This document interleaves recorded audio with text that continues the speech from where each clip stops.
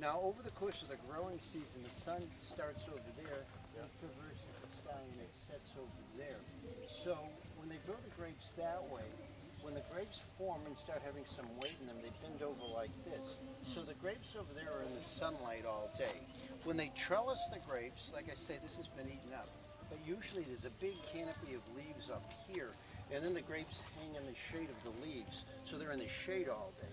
So those grapes over there ripen up a month before these grapes, and by the time these grapes have ripened up, those grapes have already turned to raisins. And wine grape raisins are brilliant. They have so many delicious flavors. You just eat them all day, except they have little seeds that get caught in your teeth, so they're not quite so convenient to eat. So after they give up their fruit in the fall, they go dormant, and then workers prune them right back along the main stalk. So all this green stuff here is this year's growth. And the pruning of the vines is expert work. A good pruner can make or break a harvest 2 years ahead of time.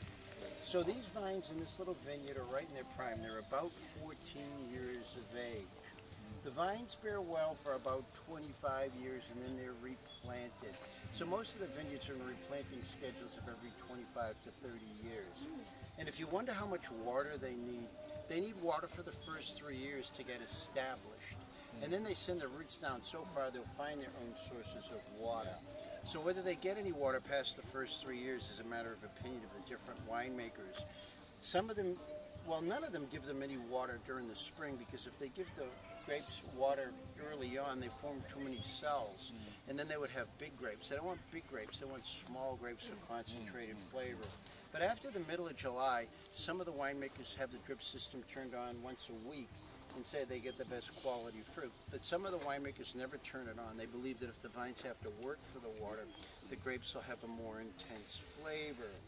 So it's all a matter of opinion. And if you've never seen a drip irrigation system, remember that we don't have a lot of water in this part of California. Usually it doesn't rain here from about the middle of March into November.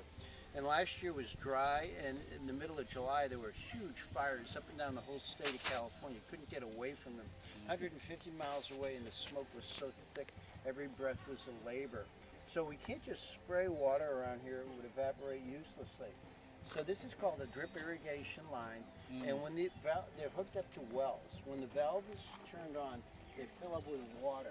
And directly over each of the roots, there's what's called a drip emitter, and they can set it to go drip, drip, drip, or drip, drip, drip, drip, drip, drip.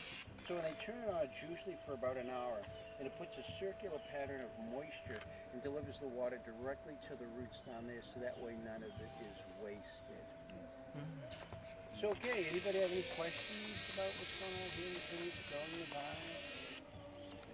If you wonder what makes the Napa Valley so special for growing wine grapes, just standing in it, it's a beautiful climate.